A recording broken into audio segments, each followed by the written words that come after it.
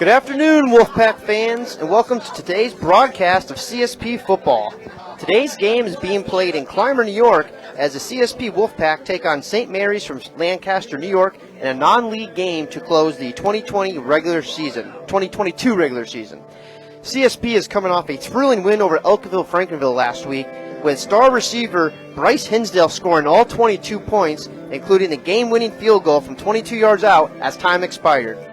With the win, CSP locked itself in the 2 or 3 seed for the playoffs and will avoid Class D champion Randolph in the first round of the playoffs next week, who finished their regular season undefeated. CSP finishes the regular season with a 5-2 league record, is looking to go to 6-2 overall. I am joined today by Gerrit Hinsdale, former quarterback of the CSP football team and part of the back-to-back state championship teams that won the Class D titles in 2017 and 2018. Gerrit, great to have you here. Well, Andy, it's great to be back on, I go to school at Washington Jefferson College, so it's great to be back here on a bye week and able to get some experience broadcasting for a class. And, we're going to have a great game today. It's going to be nice 70 degrees, little wind, not too bad, but Wolfpack's ready to play, a good St. Mary's team and to close out the regular season. Well, yeah. To be honest with you, I don't remember, in 18 and 19 when I was playing, I don't remember playing a non-league game, to close out our season. It always was a league game, and that could really determine who was going to be where when it came to the playoff picture. So it is kind of a unique situation, and if CSP can get up to a good score to get all these seniors in for senior day, that would be a great opportunity for for a lot of the players on the team who don't really get a chance to play all the time. Yeah, this team reminds me a lot of my 2017 year where I was a sophomore, Cam Barmore was a sophomore, Zavon Overton was a sophomore. No, those were your three key guys, coming up as the future of the Wolfpack, and you kind of see the similar thing here with Tate, Bryce, and Alex. And they're having a good year. They the two losses that they suffered to Randolph and Portville, they struggled in the red zone, and I think that's a kind of like I would say a dominant thing for younger teams is that they struggle in the red zone. And we're going to take points. That's how you're going to beat Randolph. Essentially, is if you can get into the red zone and score touchdowns. Field goals are not going to beat teams that are that high-powered offense. You see it throughout all three levels of football. You see it in college, you see it in the NFL especially, but when you have a high-powered offense like Randolph, you have to score touchdowns in the red zone when you get into the red zone. And I think that has been a downfall of this young team is not scoring in the red zone. And hopefully they can get it turned around. And I think this week's a great opportunity to maybe help them get going into the playoffs, with their red zone success. Yeah, and now the one thing they do have for them that is unique to the program is Bryce Hinsdale being able to kick field goal. Yeah, and to go back to your point about Bryce kicking the field goal last week, I want to shine light on last week. It might sound like a homer, but I don't think I've seen as dominant performance by a CSP player since 2018 with Cam Barmore. Bryce played very well. He ran exceptional routes, and you know what? That goes hand in hand. Tate also played very well, running the ball, throwing the football. But I don't think I've ever seen a dominant performance since Cam Barmore, and everybody knows how dominant Cam was. So that kind of shines light on how good last week was for Bryce and the team as a whole. Yeah. Other player you have to watch out for on St. Mary's is number 6, Marcus Johnson, who's lined up in the backfield there with the run. He is also a big boy. He's 5'10", 170. He's a big dude for a junior, and he runs downhill, and it was great by DiDomenico and Barmore there to make the tackle. St. Mary's breaking the huddle here. Yep, it actually wasn't a bad ball by Colbert. Just went right through the hands of Lindstrom. He's just got to look at it next time, and I'm sure he'd like that one back. But now at least third and long situation. I don't be surprised if CSP sends some blitzers from the linebackers, Lissandro, DiDomenico, Roth. You really got to key on that. 15 here. Colbert's going to work under center. He's got two backs in the backfield, twins right, single to the left. 9:45 left here in the first quarter, no score. St. Mary's going to hand it off to Coleman off the left side. He's going to break a tackle and drop at the 45. That's actually number 6 there, Marcus Johnson, the junior. And nice stop there for the CSP defense. Great fill by Travis Owens. He just read the offensive lineman. They were pulling to the left, and he filled that B gap, and he made the nice tackle. Looks like St. Mary's is going to bring out the punt unit here as they're facing 4th and 10. Going towards the field. We talked about field and boundary. He's going towards the field, the wide side of the field, and he was running out of bounds, got shoved out of bounds, and that's going to be 15 extra yards for the Wolfpack. Yeah, and Gerrit, why don't you explain what the 19 means on Yeah, so the 19 means number 1, who is the quarterback, and 19 is the 9 hole, which is to the left side of the offensive line. So it goes odd on the left and even on the right, and he's just running way to the outside. So he has 3 blockers, a guard pulling to the left, and he had some good yardage there, and then we're lucky to get the 15 extra yards. Yep. So 1st and 10 here from the CSP at their own, if they stay in what they do. Tate's looking right. It's going to be a quick pass to Bryce out there. Breaks the tackle at the 45, gets room out in the open. 45 down to the 40-yard line. Finally brought down for a first down and a 12-yard gain. Bryce Hinsdale for 12 yards and a nice block there. I think it was Trent Burkanowski sealed at the line of scrimmage. Bryce for 12 yards for a first down. Great play call by Coach Harper. They had leverage outside on the right side. They only had 3 covering 4, and just a nice little Alamo screen is what they call it. And it worked to perfection. Tate under center here, and that's going to be another CSP first down, and as Burkanowski picks up 19 yards in the jet sweep. The outsides are going to be wide open today for the Wolfpack. St. Mary's is very big up front. Number 72, Sheldon Cunningham is a guy you got to look out for, and obviously number 50, Jamari Coleman. They are very big, but they're not very fast, so they can get outside. They can have some success. Got trips right for him. Yeah, good blocking on the outside there by the receivers, and good blocking by Gabe Roth. Nice fullback pull there. We called that 39, or it'll be 38 toss. So it's going to the right side. We called that 38 toss back when I was playing, and I wouldn't be surprised if it's the same call. But like I said, the outsides are going to be open, and now looks like St. Mary's is going to take a timeout here. It looks like they're going to take a timeout here. Now, it looks like they are going for it, so they brought the punt unit in here for CSP, but now they're going to bring out the main defense here. So 4th and 3 for St. Mary's from their own 36-yard line. Yeah, this is very surprising right now that they are going to go for this. This is 100% pass to me. Monk and Johnson, the 2 main players on offense to the left here. Coleman is in the backfield with Colbert. He's under center. We'll see if they just try and do a hard count here. He's going to have 2 receivers off to the right, too. Colbert back to pass, looking right. He's got a man deep downfield, and it's going to be caught at the 44-yard line right there as number 2, Andrew Lindstrom, goes up and catches it. Braden Hayes on the coverage as St. Mary's converts on 4th and 3 and picks up about 17 yards. Yeah, CSP was just in a cover 2 look, 2 high safeties, and they were trying to cover both halves, and Colbert just fit that ball in the window, and Lindstrom went up, made a 50-50 ball catch. And came down with it. Now it's first down St. Mary's. Burkanowski and Roth inside the 30-yard line, immediately tackled by Dylan Michael as Colbert completes that to looks like number 3, Braden Monk on the catch. And that's going to be enough for another St. Mary's first down, and they are driving here. Yeah, Colbert's getting comfortable being able to throw the football. Last week on film, he looked a little skittish and nervous throwing the football, but right now he looks very comfortable. He's going through his reads. He had his progression on the right side. He came all the way back to his left side and was able to deliver a strike to Braden Monk, and another first down for St. Mary's. They are driving here. Yeah, Colbert has a nice side shoulder, and pass falls incomplete. Yeah, Colbert might want that throw back. He just as a quarterback, still a quarterback. When you have that receiver that's coming across the field, you have to anticipate him running. You want to throw it to where he's going to be, not where he's at. Colbert's young. He'll learn that over his course of his high school career.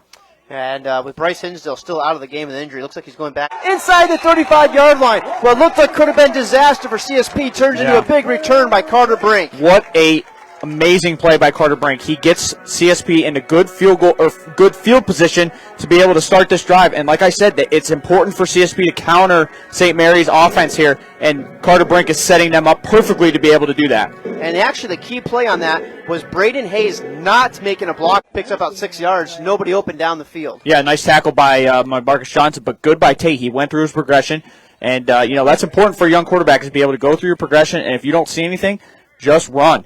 And it's nice that CSP now has that running ability. They weren't able to run when I was in high school, so that's another element to their offense. Tate under center. It's going to be a sweet play to Burkanowski right there. He's got a couple blockers in front of him, cuts it out. He's also probably had 2 that should have been picked off, but you also got to make those plays. Well, what I noticed on film is St. Mary's has tendencies that they show very often, and when Coleman is in the backfield, number 50, by himself, it is going to be a pass play. Now, we've seen them run it twice, but that was on short yardage situations.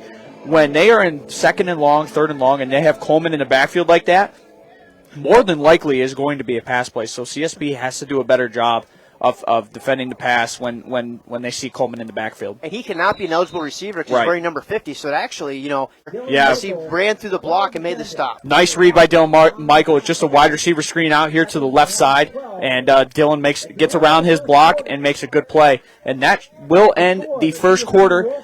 14 for the CSP, 7 for St. Mary's, and with the quarter break, we will also take a break. Thoughts on the first quarter and start of the second quarter? Yeah, CSP's offense is looking very good. Coach Harper made a big point about getting to the outside on offense, outside of the tackles, and they have done that successfully today. The receivers are doing great blocking, and the running backs are able to find the holes and get going. And defensively, the pass defense needs to be better. But other than that, the tackling is good, the run game is good. If we can just improve on the pass defense, and getting to the quarterback helps that. They can improve on the pass defense. I think they can really run away with this game here, just because their offense is so hot right now, and they're moving the ball at will. Yeah, and the other thing too, Gerrit, is they kind of come out with the CSP for the last 5 years has always played a 4-4 front, and they like to play athletic defensive ends and 4 fast linebackers. Right. Going to a little bigger lineup today, they're bringing a left formation. Perkinowski in the backfield with him, and it looks like Braden Hayes off to the right. I would not be surprised if this is 19 sweep to the left side here with Tate. Tate in the shotgun formation, just as Gerrit called it, is a QB sneak over here. He's got a couple blockers out there, cuts it up right, makes a move. And then Tate's going to get up to about the 46-yard line, gain about 2 yards. Marcus Johnson and Coleman right there for St. Mary's. Great job shutting their blocks and making a stop right there. Tate had a couple blockers out there, but good play by St. Mary's. Just like on offense, Coleman and Johnson are all over the place on defense as well. Good read by Johnson and Coleman there to finish it up. Yeah. Listed as an athlete freshman, and he doesn't weigh any pounds according to the roster here. Well, as a former quarterback, I would have maybe liked that call to go my way. But incidental contact, that was actually more pass interference, I think, than the original one on St. Mary's last drive. So CSP got lucky there and got away with it. But now it sets up St. Mary's in third and long. Shotgun formation. And he's on the run, and that's going to be about a 25-yard pickup there. 17-yard pickup there, and CSP is on the move. Yeah, like I said, after his interception, the first throw is always the most important. The first throw after an interception is always the most important throw, and Tate put that one right on the money, and was able to get Lucas up for more yards after the catch. Off in the backfield, Birkenowski, an offset eye. 2 receivers to the right, tight end here to the left. It's going to be a fake sweep. Here's a counter play here to Gabe Roth across the middle, 40. Breaks their tackle, 35, inside 35. Finally brought down inside the 30-yard line, down to the 26. And there's that patented Ty Harper counter play, and that's going to pick up 23 yards. Yeah, we were just talking about, Gabe, how well he's been doing at blocking, and then he gets the football, and he gets a big gain because of CSP has set up that outside run game all day, and then they're able to attack with that trap play that Coach Harper loves to run. He always used to run it with Michael Beatman when I was playing. He was very good at it, and so is Gabe Roth. CSP once again on the move. Touchdown, Wolfpack! Trent Birkenowski from 5 yards out again, as Trent has had a great day scoring, and actually I believe he has all the points so far. He does. He has 3 touchdowns. Another, that would be 38 sweep going to the right for Trent, and it's executed perfectly. Like I said at the beginning of the game, it's important for CSP to get those outside edges and seal the outside, and they've been doing that very well today, as Trent has 3 touchdowns on practically the same play. Yeah, and try and score one more time. And, Gerrit, they have not punted the ball well today, so, you would expect to get the ball probably your own 35-40 because it has not gone anywhere. Yeah, CSP only has 1 timeout left, but that a minute 11 is plenty of time for how high-powered your offense is right now. That's plenty of time for them to go down and score. Now, you have to remember, Bryce being out, the field goal game is kind of out of the picture now. So, if they're going to try and score points, it's going to have to be a touchdown, which, CSP's been able to do that today. They've been able to go down quick, strike quick through the run game. You might see more passing now only because they have 1 timeout. But, a great opportunity for CSP to get some more points going into halftime, and they get the ball coming out of halftime. So it's big for CSP. Yep, that's waiting for the snap. Looking left, looking right, got some pressure on him. He's got a man open right there. Oh, no, it's going to be picked off at the 40-yard line right there. And number 16 there for St. Mary's, and he's brought down at the 45 by Braden Hayes as Tate Catanese throws the second pick of the day. And now St. Mary's got a chance to get some points back on the board before half. Looking at Coach Harper's body language, that looks like it's not on Tate.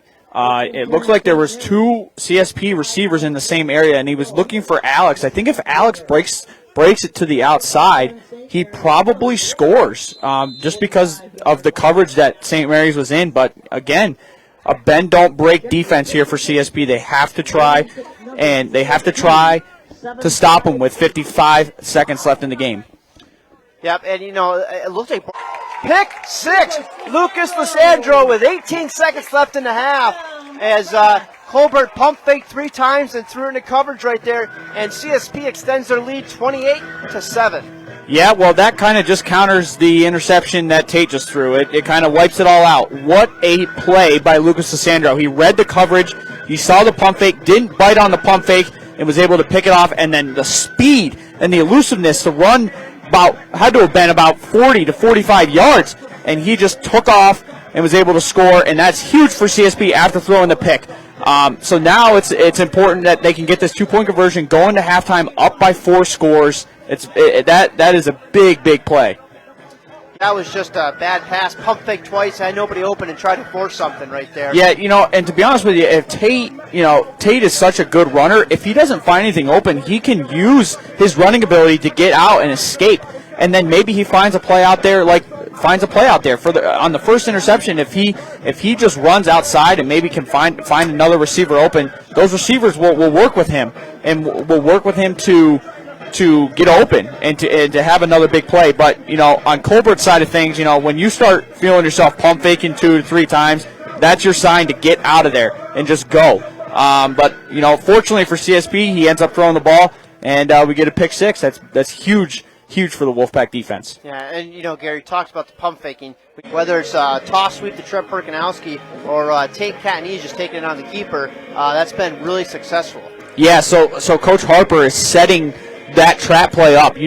Back to my days, he was very focal about running those trap plays with Michael Beatman and Derek Eklund and all those guys. Now you're seeing it here with Trent Burchanowski and Gabe Roth. Trent is setting up the trap by running to those outside, getting yards. So St. Mary's then expands their defensive line, and then we're able to run trap right underneath it. Looks like 8-yard line right there. Not a great pass by Colbert, but it's going to be completion and pick up 7 yards. Found a little spot there in the zone defense. Yeah, in quarterback world, we call that our hot read. So when Colbert sees Lindstrom has nobody over top of him, the safety is about 15 to 20 yards off. He's just going to take the snap and get a quick throw, and now it's giving them a second and manageable here. St. Mary's 10 yards on that play, Gerrit, as it got blown up in the backfield. Yeah, there was a nice play there by Coleman and Sheldon Cunningham to get back there and make the tackle. I believe that was Trent Phelps trying to get some reserves in here to maybe save your starters for next week in a big playoff game. But yeah, again, with these backups coming into the game, you really want to show that you can execute, because if somebody does go down, you really need to know if you have depth at certain positions. Trent Phelps, the 50, breaks a tackle, cuts it to the outside, across the 40, cuts it back inside. Finally brought down inside the 30-yard line right there. And that is going to be a nice 34-yard pickup for the senior, Trent Phelps. If you're listening on the radio, guess where they ran that football? Going to the left side. They're following, their big guys on the left side, and Trent Phelps, this is good. This is a good sign for Coach Harper. He knows he has multiple athletes being able to run the football, and Trent Phelps is having himself a nice senior day here. A nice little run for 30 to 40 yards. And Bryce Posker's actually come in and replace Phelps here a little bit. Yeah, it's a long drive for these guys. And I haven't been a part of many blowouts, so I don't really know how the bus ride is on their part. But if I'm St. Mary's, I just kind of want to try and stay competitive. Doesn't matter what the score is right now. Try and stay competitive and try, to get some good things out of this. It doesn't have to be just a beat down and then you just, fall flat. You don't want to quit. You want to keep your head up and just keep going and see if you can get some good plays out of this and try and stay competitive. Yep. And it looks like St. Mary's is going to bring out the punt unit. I mentioned Devin Johnson's name on the last drive. He did a very nice job of spilling down the offensive line and making that tackle. Again, he makes another good tackle here. He just stays at home and waits for the running back to get here, sheds a block, and makes a nice tackle. Under 4, a 5-yard touchdown in the first quarter, a 4-yard touchdown in the first quarter, and then I believe he also had a 1-yard touchdown run for Trent too, scoring the first 3 first 4 touchdowns of the game.